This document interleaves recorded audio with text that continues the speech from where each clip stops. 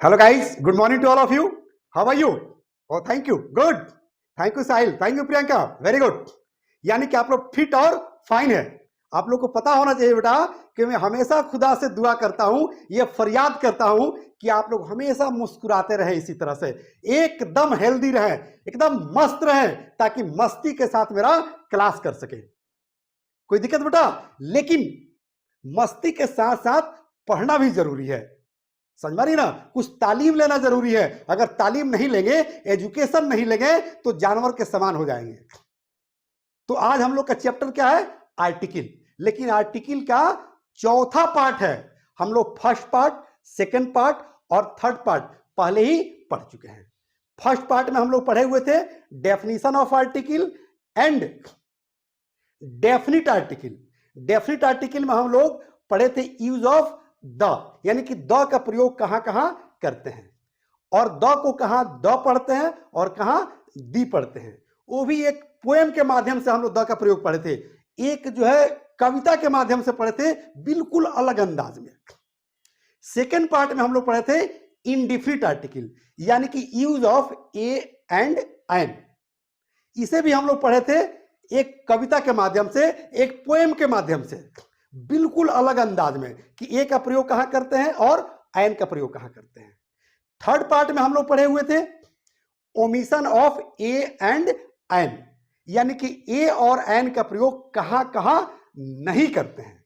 और आज चौथा दिन हम लोग पढ़ेंगे, यानी कि चौथे पार्ट में हम लोग पढ़ेंगे स्पेशल रूल्स ऑफ द. और आप लोग को मैं एक बात बता दूं कि first part, second part, third part और आज फोर्थ पार्ट अगर आप लोग को याद हो गया, ये चारों पार्ट पर अगर आपको कमांड हो गया, तो दुनिया के कोई भी कॉम्पिटिटिव एग्जाम आपसे छूट नहीं सकता है. चाहे वो बीपीएससी का हो, एसएससी का हो, या आपका अपना बोर्ड का एग्जाम हो, 11th का एग्जाम हो, 12th का एग्जाम हो, या कोई ग्रेजुएशन का एग्जाम हो.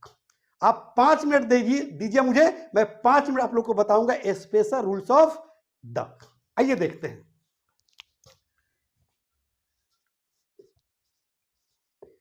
स्पेशल रूल्स ऑफ द, यानी कि द का स्पेशल रूल्स क्या होता है. तो आइए हम मात्र आज 2 रूल बताएंगे.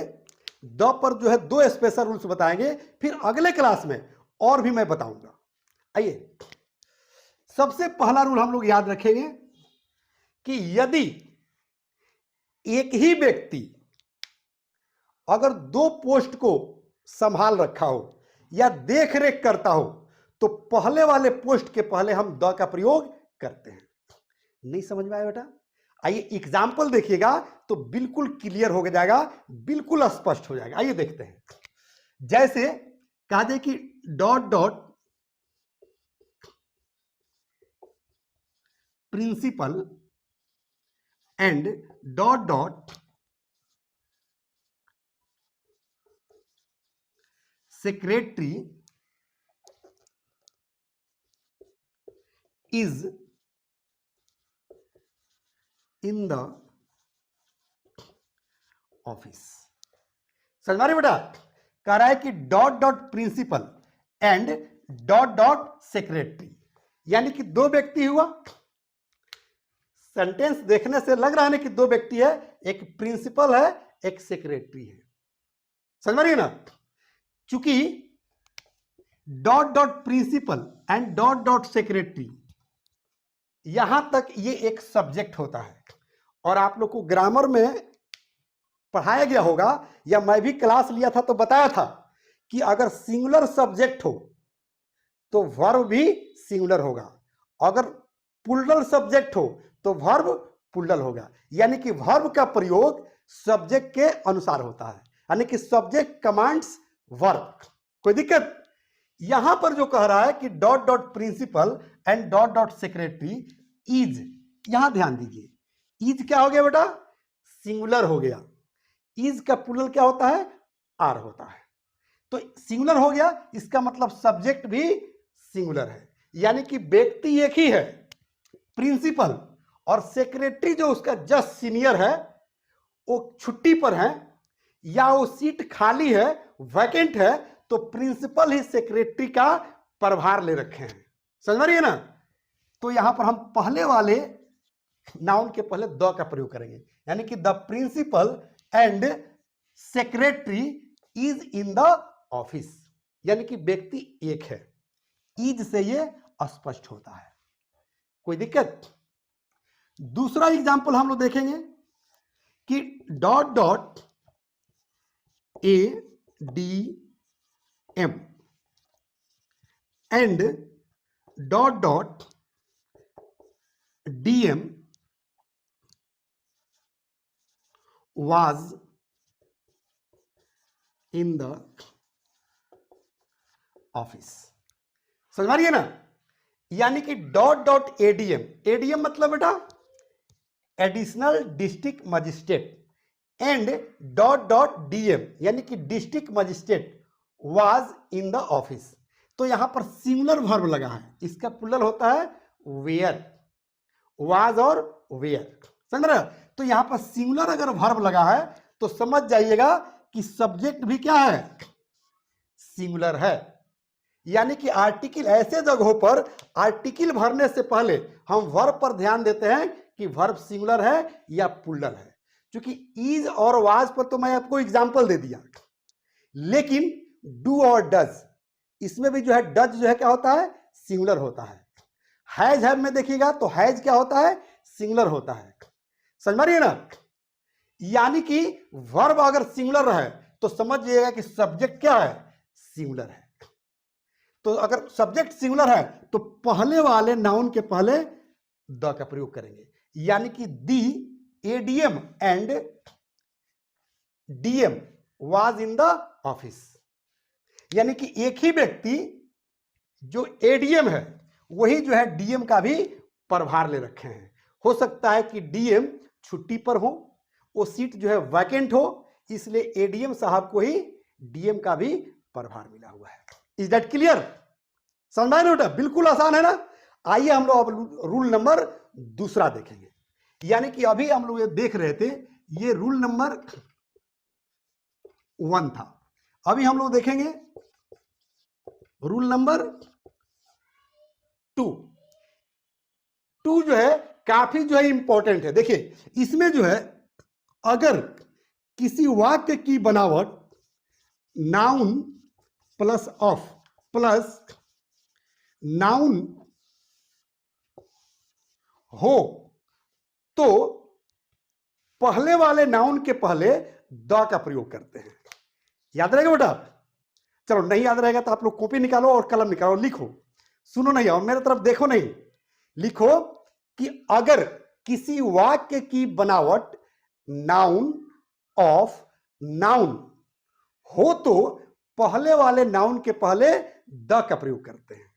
चाहे वो कोई भी नाउन हो, चाहे वो प्रॉपर नाउन हो, कॉमन नाउन हो, मटेरियल नाउन हो, अब्स्ट्रैक्ट नाउन हो, कोई भी नाउन हो, उससे कोई मतलब नहीं, कोई अंतर नहीं पड़ता है। समझ में रही है ना? जैसे एग्जाम्पल देखिएगा तो बिल्कुल स्पष्ट हो जाएगा। आइए देखते हैं। जैसे कहा जाए कि dot dot gold of Nepal. समझ में रही है ना? तो यहां पर गोल्ड क्या है, ये गोल्ड जो है नाउन है, नेपाल क्या है बेटा, नाउन है। कोई दिक्कत? तो यहां पर हम क्या करेंगे, द का प्रयोग करेंगे, क्योंकि यहां पर कह रहे हैं कि नाउन ऑफ नाउन। तो हो गया गोल्ड, नाउन हो गया, ऑफ हो गया, फिर नेपाल यानी कि नाउन हो गया, तो द गोल्ड ऑफ नेपाल। उसी तरह से कहेंगे dot dot water of the Ganga. तो लिखेंगे the water of the Ganga. जैसे कहा जाए कि dot dot people of India, मतलब भारत के लोग। तो हो गया नाउन, नाउन और बीच में क्या हो गया, ऑफ। स्ट्रक्चर फिर इस पर सेट हो रहा है, तो लिखेंगे द पीपल ऑफ इंडिया। कोई दिक्कत? बिल्कुल कोई दिक्कत नहीं ना? समझ में आ रही है ना? आइए एक ऐसा एग्जाम्पल मैं बताने जा रहा हूं कि वहां पर थोड़ा सा आप लोग को आश्चर्य लगेगा और सोचने पर आप लोग मजबूर हो जाइएगा कि अरे ऐसे भी होता है। आइए देखते हैं। जैसे कहा जाए कि डॉट डॉट राजेश ऑफ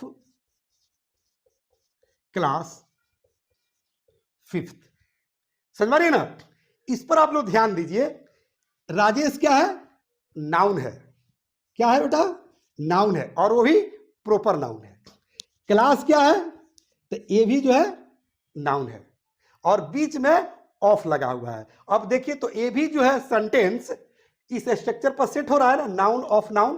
तो नाउन ऑफ नाउन तो लगेगा ना द का प्रयोग, यानी कि लिखेंगे कि the Rajesh of class 5।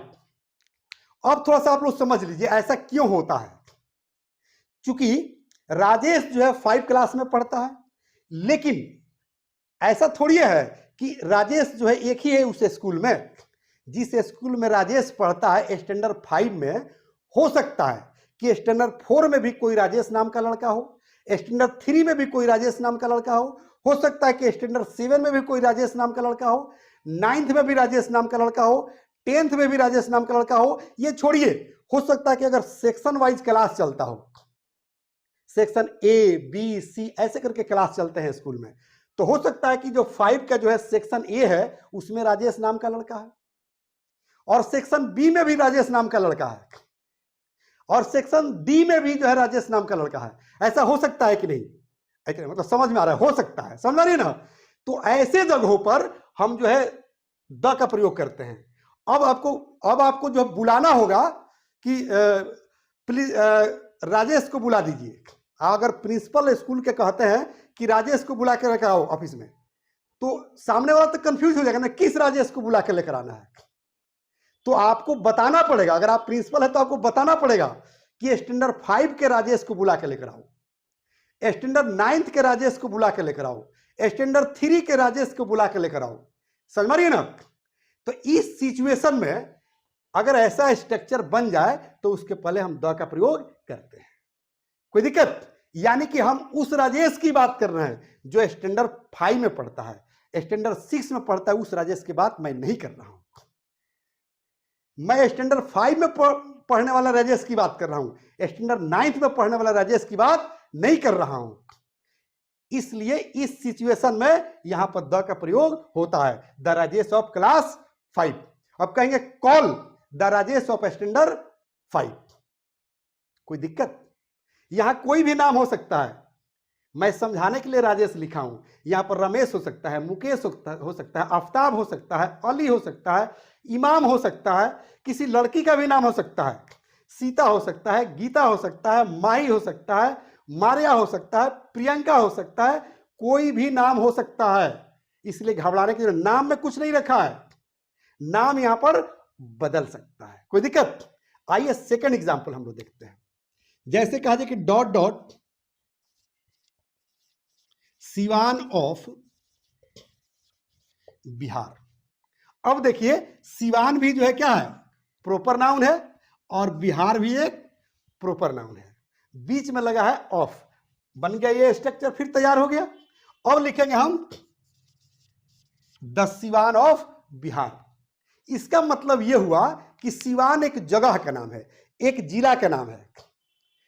Siwan नाम का और भी कोई जगह हो सकता है दूसरे स्टेट में, जैसे यूपी में हो सकता है, दिल्ली में हो सकता है, असम में हो सकता है, बंगाल में हो सकता है, उड़ीसा में हो सकता है।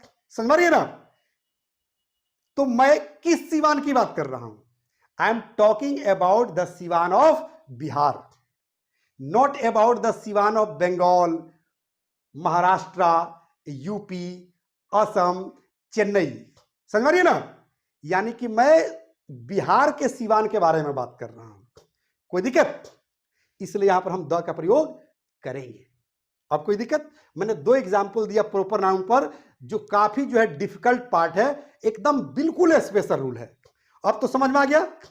अगर थोड़ी सी स्पोकन के तुलना में ग्रामर थोड़ा सा डिफिकल्ट लग रहा होगा, ये मुझे लग रहा है, क्योंकि आप लोग को ऐसा फील हो रहा होगा, लेकिन आप लोग को घबराने की जरूरत नहीं है, क्योंकि ग्रामर जो है बिल्कुल हवा है, बिल्कुल इजी है। सिर्फ मेरे साथ आप जुड़े रहिए, अगर अगर रही बात डिफिकल्टी की, परेशानी की, मुश्किल की, तो मैं अवश्य कहना चाहूंगा कि मुश्किलें दिल के इरादे को आजमाती है। मुश्किलें दिल के इरादे को आजमाती है, स्वप्न के पर्दे निगाहों से हटाती है। हिम्मत ना हार गिरकर ओ मुसाफिर, ठोकरे तो इंसान को चलना सिखाती है, ठोकरे तो इंसान को चलना सिखाती है। मैं यहीं पर लूंगा एक छोटा सा ब्रेक। जय हिंद, जय भारत।